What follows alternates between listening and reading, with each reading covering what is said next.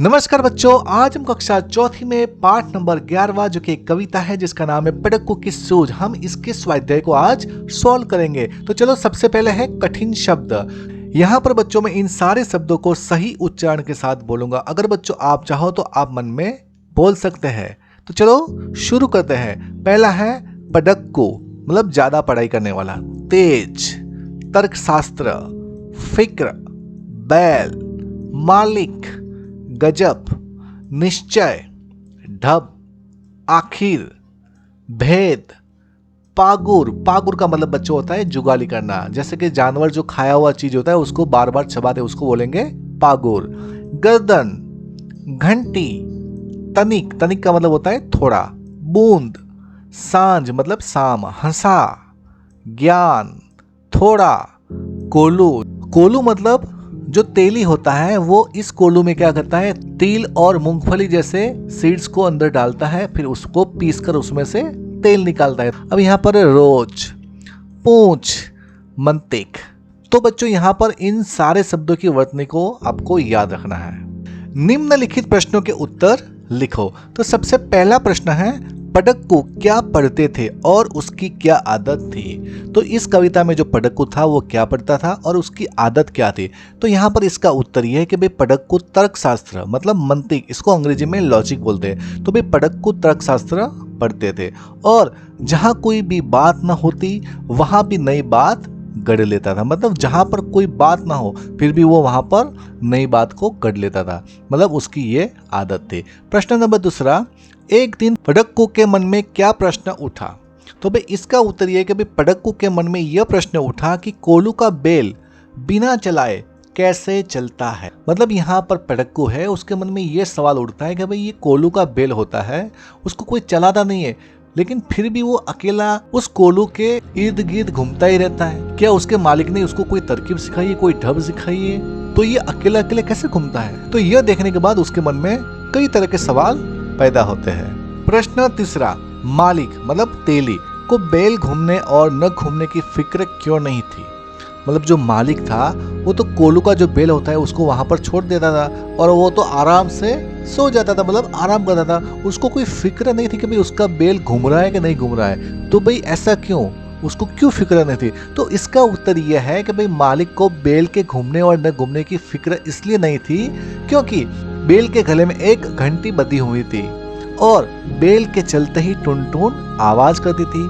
उसी आवाज को सुनकर मालिक को पता चल जाता था कि बेल घूम रहा है और जब आवाज नहीं आती थी तब मालिक को पता चल जाता कि उसका बेल खड़ा है। मतलब यहाँ पर सिंपल सा लॉजिक है, सिंपल सा तर्क है कि भाई जब बेल चलता है तो घंटी होगी वो हिलेगी और जब घंटी हिलेगी तो भाई उसमें से आवाज आएगी। तो इसका मतलब यह है कि भाई बेल चल रहा है और जब बेल नहीं चलेगा तो बेशक घंटी भी नहीं हिलेगी और उसमें से आवाज भी नहीं आएगी। तो उसके मालिक को पता चल जाएगा कि भाई मेरा बेल खड़ा है।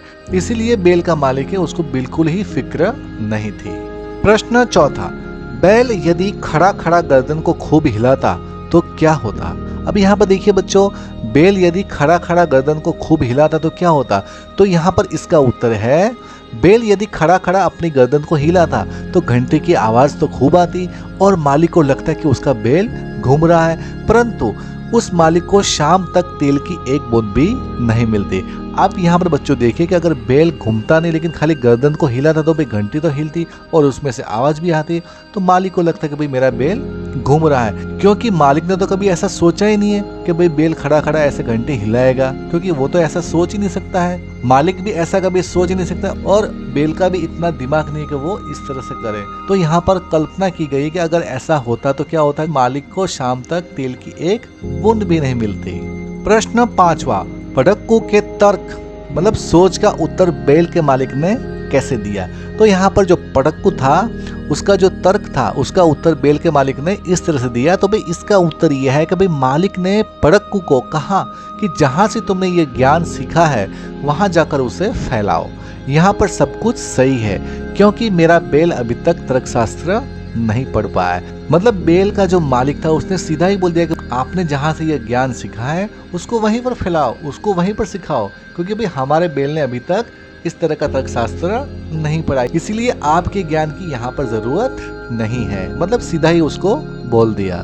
प्रश्न छठा, पड़क्कू की सूझ कविता में एक कहानी कही गई है। इस कहानी को तुम अपने शब्दों में लिखो। मतलब यहाँ पर ये जो कविता है इसमें एक आपको कहानी कही गई है, तो आपको उसको अपने शब्दों में लिखा है। तो मैंने यहाँ पर कहानी लिखने का प्रयत्न किया। तो बच्चों इसको एक बार आप सुनिए। एक पड़क्कू व्यक्ति था, वह तर्कशास्त्र पढ़ता था, तेज बहुत था, जहाँ कोई भी बात न होती वहाँ भी नई बात गढ़ लेता था। एक दिन की बात है, वह चिंता में पड़ गया कि कोलू का बैल बिना चलाए कैसे घूमता है। यह बहुत गंभीर विषय बन गया उनके लिए। सोचने लगे कि मालिक ने अवश्य ही उसे कोई तरकीब सिखा दी होगी। आखिरकार उसने मालिक से पूछ ही लिया कि बिना देखे तुम कैसे समझ लेते हो कि कोलू का तुम्हारा बैल घूम रहा है या खड़ा हुआ है। मालिक ने जवाब दिया, क्या तुम बैल के गले में एक घंटी बंधी हुई नहीं देख रहे हो? जब तक यह घंटी बजती रहती है तब तक मुझे कोई चिंता नहीं रहती, लेकिन जैसे ही घंटी से आवाज आनी बंद हो जाती है मैं दौड़कर उसकी पूंछ पकड़कर ऐंठ देता, मतलब उसकी पूंछ को घुमाता हूँ। यह सुनकर पड़क्कू ने कहा, तुम तो बिल्कुल बेवकूफ जैसी बातें कर रहे हो। ऐसा भी तो हो सकता है कि किसी दिन तुम्हारा बैल खड़ा खड़ा ही गर्दन हिलाता रह जाए। तुम समझोगे कि बैल चल रहा है, लेकिन शाम तक एक बूंद तेल भी नहीं निकल पाएगा। मालिक हंसकर पड़क्कू से बोला, जहाँ से तुमने ये ज्ञान सीखा है वहीं जाकर उसे फैलाओ। यहाँ पर सब कुछ सही है, क्योंकि भाई मेरा बैल है वो अभी तक तर्कशास्त्र नहीं पढ़ पाया।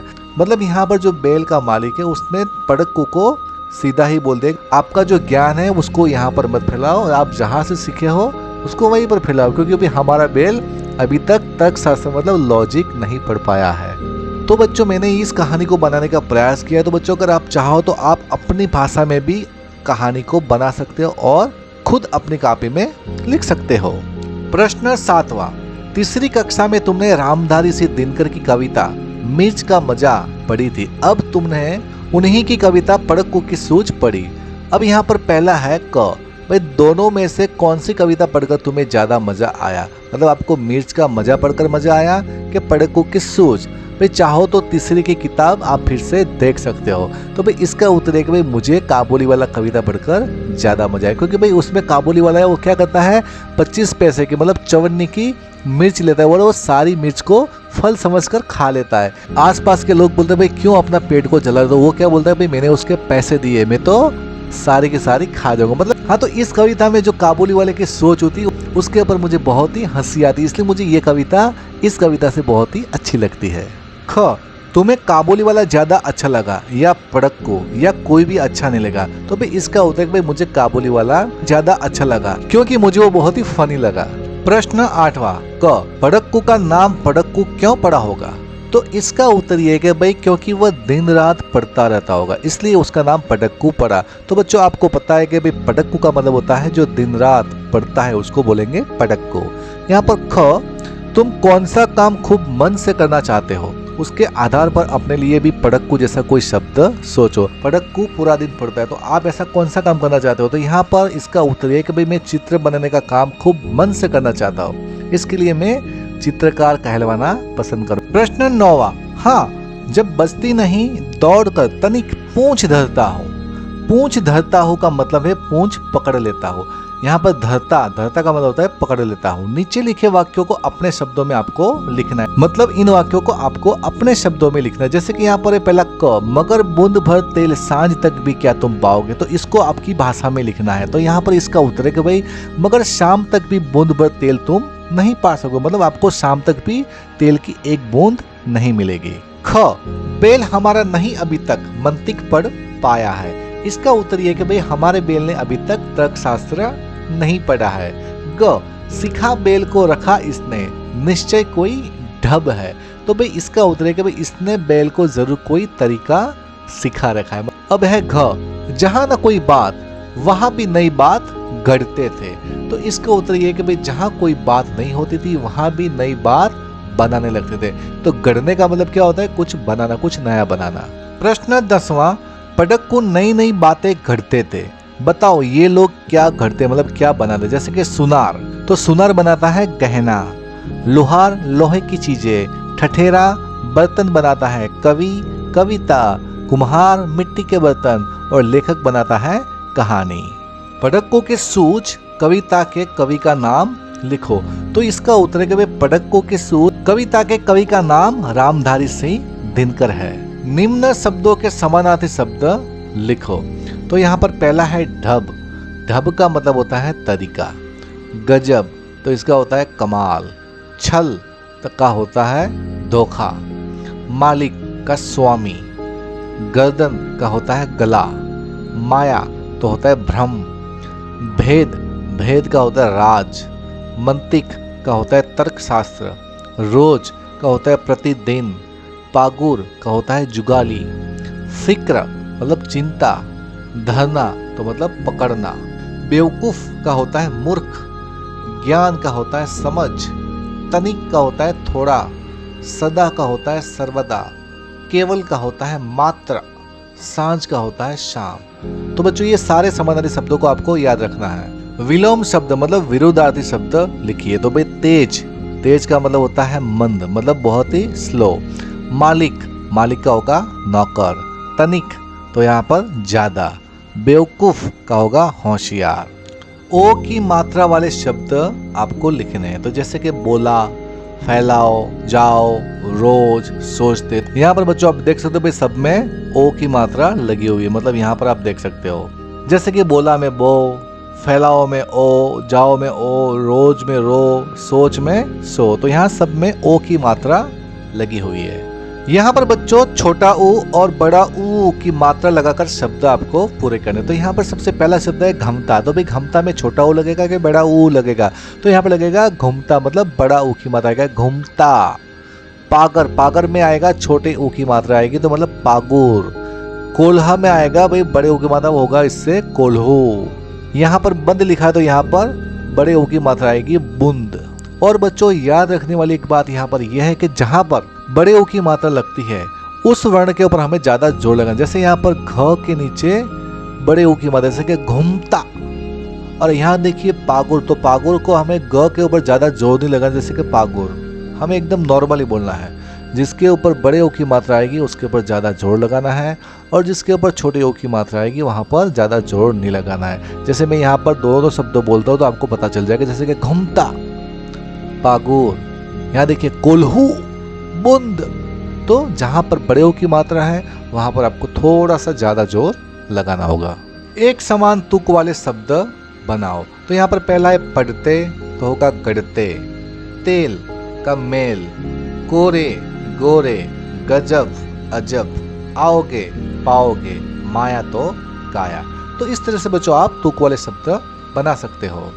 इस कविता में से काम वाले, मतलब काम वाले शब्द का मतलब होता है एक्शन वर्ड्स। जैसे यहाँ पर पढ़ते, घूमता, चलाए, सोचते, पूछा, लेते, बजती, करता, धरता, सुनकर, सकोगे, फैलाओ। इन सब में कोई ना कोई काम हो रहा है, इसलिए इन सारे शब्दों को क्रिया वाले मतलब एक्शन वर्ड्स बोलते हैं। कविता में से नाम वाले शब्द ढूंढकर आपको लिखना है। जैसे कि अभी तर्कशास्त्र तो वो भी एक नाम है, कोल्हू भी नाम है, मालिक, बैल, घंटी, पूंछ, मंतिक, तेल, गर्दन और दिन, ये सारे के सारे नाम वाले शब्द हैं। यहाँ पर बच्चों आपको एक वचन से बहुवचन बनाना है। तो भाई सबसे पहला है बात। तो बात का होगा बातें। घंटी का होगा घंटियाँ। मैं का होगा हम। बूंद का होगा बूंदे। तो हमने यहाँ पर एक वचन था और हमने उसका बनाया बहुवचन। इसको बोलेंगे इंग्लिश में सिंगुलर और इसको बोलेंगे प्लूरल। लिंग पहचान कर लिखिए। बच्चों मैंने आपको पहले भी सिखा रखा है कि भाई लिंग किस तरह से पहचानना है। तो भाई कोल्हू, तो भाई कोल्हू आएगा कोल्हू कैसा, कोल्हू कैसी नहीं आएगी। तो अगर कैसा आएगा तो हमको पुल्लिंग लगाना है। बैल कैसा तो आएगा पुल्लिंग। मालिक कैसा तो आएगा पुल्लिंग। ऐसा नहीं बोलेंगे भाई मालिक कैसी। मालकिन अगर आएगी तो मालकिन कैसी, तब आएगा स्त्रीलिंग। अब यहाँ पर गर्दन कैसी तो आएगा स्त्रीलिंग। घंटी कैसी, स्त्रीलिंग। इस तरह से बच्चों आप लिंग को पहचान कर लिख सकते हैं। लिंग बदलो। बैल का होगा गाय, मालिक का होगा मालकिन। कविता में से संयुक्त अक्षर वाले शब्द ढूंढकर आपको लिखना है। तो भाई मैंने लिखा है पटक्को, कोलो, निश्चय। कविता में से अनुस्वार वाले शब्द ढूंढकर आपको लिखना है। अनुस्वार का मतलब कि जिसके ऊपर बिंदी हो। जैसे यहाँ पर पहला है घंटी और मैं। घंटी और मैं में आप यहाँ पर अनुस्वार देख सकते हो। कविता में से अनुनासिक वाले शब्द ढूंढकर आपको लिखना है। तो बच्चों आपको एक चीज याद रखनी कि अनुनासिक मतलब चंद्रबिंदी। यहाँ पर जब भी अनुनासिक लगता है तो आपको उस शब्द के ऊपर थोड़ा सा जोर लगाना है, जैसे कि हाँ, बूंद, हंसा, यहाँ। तो इस तरह से अनुनासिक लगने के बाद थोड़ा सा जोर लगाकर आपको बोलना है। जैसे यहाँ पर लास्ट में आपने देखा यहाँ, हंसा, बूंद और हाँ।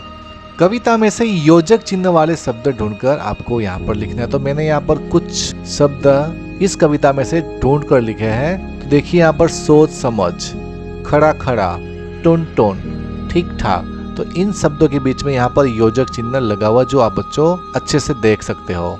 निम्न मुहावरों का अर्थ दीजिए तथा उनका वाक्य में प्रयोग करो। तो सबसे पहला है कोल्हू का बैल। तो इसका अर्थ बच्चों होता है कि दिन रात परिश्रम करना, मतलब बहुत ही हार्ड वर्क करना। तो भाई इसका वाक्य में प्रयोग है, भाई मोहन अपने परिवार का पेट पालने के लिए कोल्हू के बैल की तरह काम करता है। मतलब मोहन अपने परिवार मतलब अपनी फैमिली के लिए, उनका पेट पालने के लिए कोल्हू के बैल के मतलब बहुत ही अथाक परिश्रम, मतलब बहुत ही हार्ड वर्क कर रहा है। दूसरा मुहावरा है एड़ी चोटी का जोड़ लगाना। एड़ी और चोटी का जोड़ लगाना मतलब एड़ी अपने पैर में होती है और चोटी अपने सर के, मतलब एड़ी चोटी का जोड़ आपको लगाना। मतलब इसका अर्थ होता है कि बहुत कोशिश करना, मतलब बहुत प्रयत्न करना।